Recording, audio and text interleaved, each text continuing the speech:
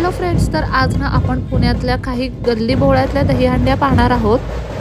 आता दहीहंडी होऊन 3-4 दिवस झालेले आहेत, पण मध्यंतरी ना माझी तब्येत खूप बिघडल्यामुळे मी व्हिडिओ एडिट करून ठेवला होता, पण तो पोस्ट करायचा राहून गेला। असो तर आजच्या व्हिडिओमध्ये ना आपण पुण्यातल्या काही विशिष्ट अशा दहीहंड्या पाहणार आहोत। पुण्यात गेल्यानंतर ना प्रत्येक चौकामध्ये तुम्हाला अगदी मोठ्या अशा दहीहंड्या पाहायला मिळतील। काही ठिकाणी ना यावेळी ढोलताशा पथक होते, तर काही ठिकाणी डीजे होता।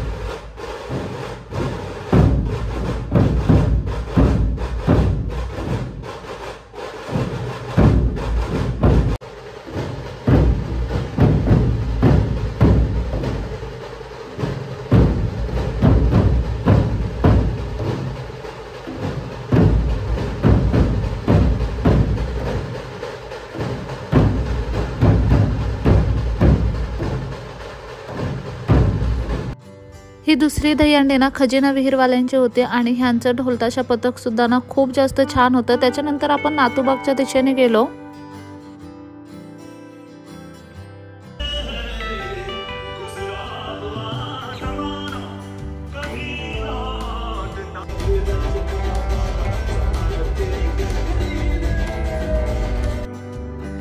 नातूबागची दहीहंडी सुद्धा ना पुण्यातले अगदी फेमस अशी दहीहंडी आहे। इथे अगदी मोठा असा डीजे लावला होता आणि जसं की तुम्हाला माहिती आहे यूट्यूबमध्ये जर गाणी ऐकायला आली तर कॉपीराईट लागतं, त्याच्यामुळे मग इथे मला साऊंड म्यूट करावा लागला।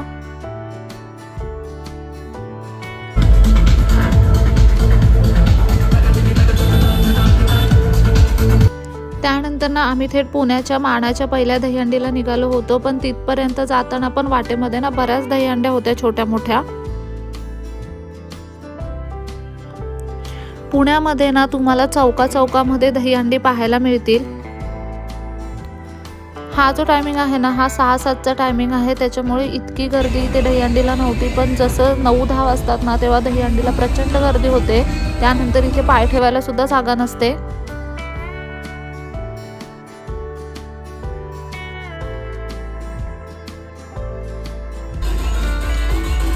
ही अजून एक मोठी दहीहंडी आम्हाला वाटेमध्ये दिसली।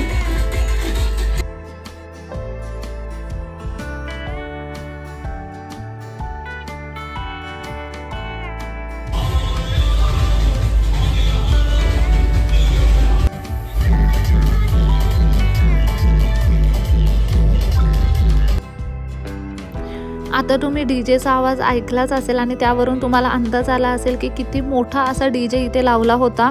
त्याचबरोबर ही दहीहंडी सुद्धा खूप उंचावरती बांधली होती। ही आहे पुण्यातली पहिली मानाची दहीहंडी। अगदी मोठ्या स्वरूपात इथे हा दहीहंडीचा उत्सव साजरा केला जातो आणि इथे ना संध्याकाळी प्रचंड गर्दी असते।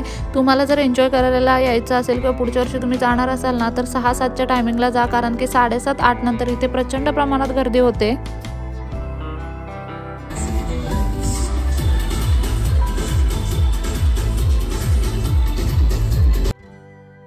इथला डीजे ना खूप जास्त मोठा असतो। यावेळी खूप जास्त मोठा डीजे त्यांनी इथे ठेवला होता, त्याच्यामुळे ना सगळे खूप बिंदास असे नाचत होते इथे।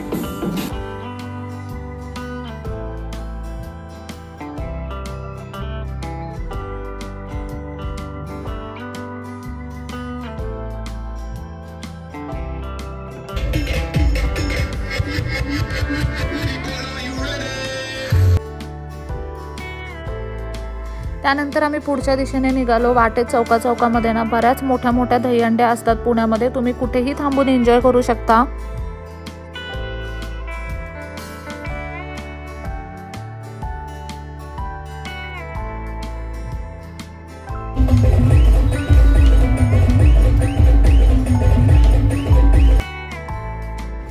दहीहंडीच्या दिवशी ना कोणती अशी स्पेसिफिक दहीहंडी तुम्ही ठरवली नाहीत आणि जरी तुम्ही पुण्यातल्या गल्ली बोळातून निघालात ना तरी भरपूर अशा दहीहंड्या तुम्हाला पाहायला मिळतील। कुठेही थांबून तुम्ही दहीहंडीचा आनंद घेऊ शकता।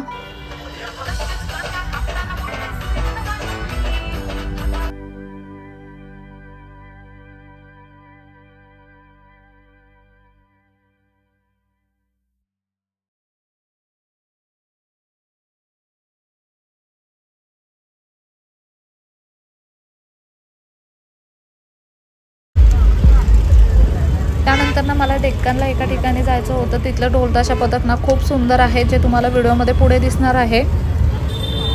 पण त्याआधी तुम्ही हे मनपाचं मेट्रो स्टेशन बघा, किती छान असं सजवलंय। तिरंग्याचे रंग आहेत त्याला। इथून मेट्रो सुद्धा चाललेली आहे।